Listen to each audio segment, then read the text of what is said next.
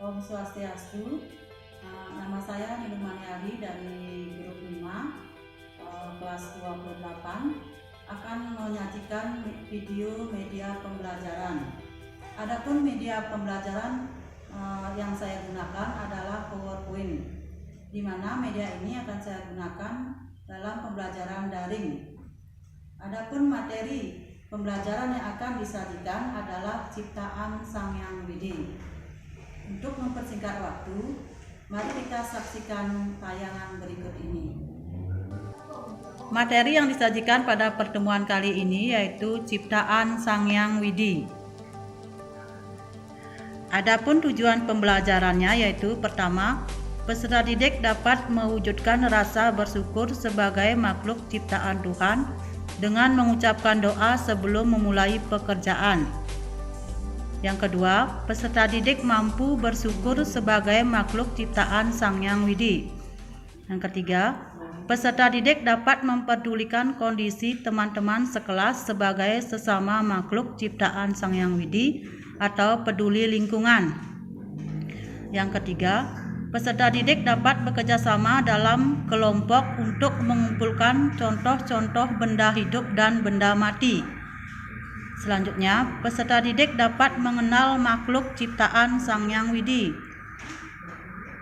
Peserta didik dapat mengelompokkan ciptaan Sang Hyang Widi yang termasuk benda mati dan benda hidup.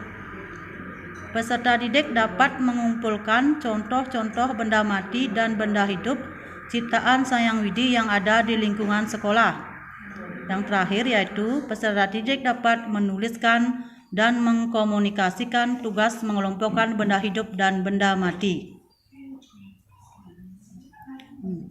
Kegiatan pembelajaran yang pertama yaitu ciptaan Sang Hyang Widi. Di sini ada 3 yaitu membahas tentang yang pertama makhluk ciptaan Sang Hyang Widi, yang kedua ciptaan Sang Hyang Widi yang termasuk benda hidup dan benda mati, dan yang terakhir perbedaan ciptaan Sang Hyang Widi dan karya manusia. Alam semesta dan isinya diciptakan oleh Sang Hyang Widi.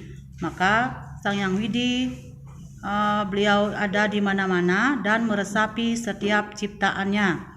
Yang kedua, Sang Hyang Widi Maha Pengasih dan Penyayang. Maka dari itu Sang Hyang Widi merupakan Maha Pencipta dan melindungi segala ciptaannya.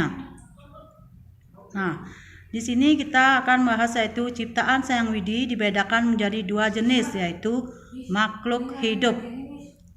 Ya, di sini ada gambar yaitu tumbuh-tumbuhan dan binatang yang merupakan ciptaan Sang Hyang Widi dan makhluk hidup. Yang nomor 2 yaitu makhluk tak hidup atau benda tak hidup, seperti contohnya di sini yaitu batu, gunung, air, dan matahari atau bulan yang merupakan contoh dari makhluk tak hidup atau benda tak hidup. Selanjutnya yaitu kita akan membahas yaitu ciri-ciri makhluk hidup ialah ada 7 poin yaitu di sini. Yang pertama, memiliki jiwa atau roh.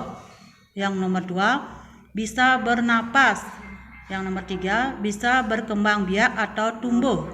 Yang keempat, bisa bergerak. Yang kelima yaitu membutuhkan makanan. Dan keenam, bisa bersuara. Dan yang terakhir yaitu bisa berpikir. Selanjutnya yaitu kita akan bicarakan yaitu ciri-ciri makhluk tak hidup, juga ada 7 poin di sini. Yang pertama yaitu tidak memiliki jiwa atau roh, tidak bisa bernapas, tidak bisa berkembang biak atau tumbuh. Yang keempat, tidak bisa bergerak.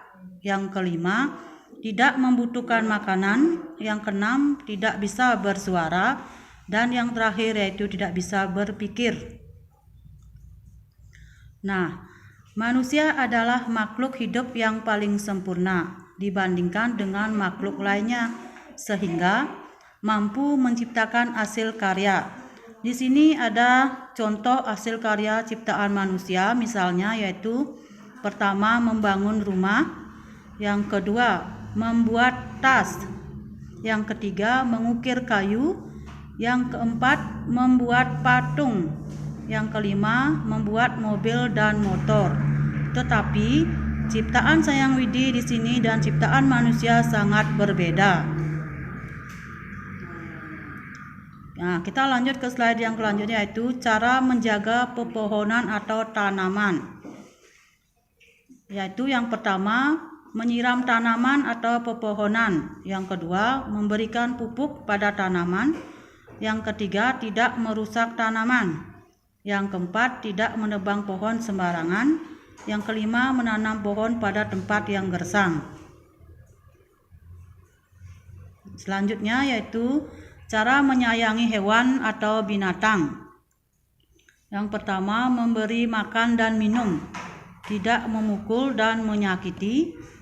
Yang nomor 3, menyediakan tempat tinggal. Yang keempat, tidak membunuh.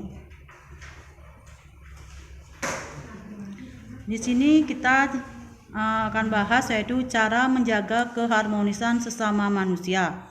Yaitu kita harus saling menyayangi antar sesama. Kita harus saling menghormati. Kita harus saling tolong menolong antar sesama. Yang keempat, harus menjaga kerukunan hidup. Yang kelima, kita harus menjaga kedamaian dan keharmonisan. Nah, sekian dan terima kasih. Adapun alasan saya memilih PowerPoint sebagai media pembelajaran yaitu yang pertama, lebih mudah digunakan. Yang kedua, desainnya bisa disesuaikan untuk memudahkan perhatian siswa. Yang ketiga, dapat menambahkan video atau audio. Demikianlah tayangan video yang saya tampilkan tadi. Mohon bimbingan dan arahan Bapak dosen untuk kesempurnaan media pembelajaran yang saya buat ini. Om Santi Santi Santi Om.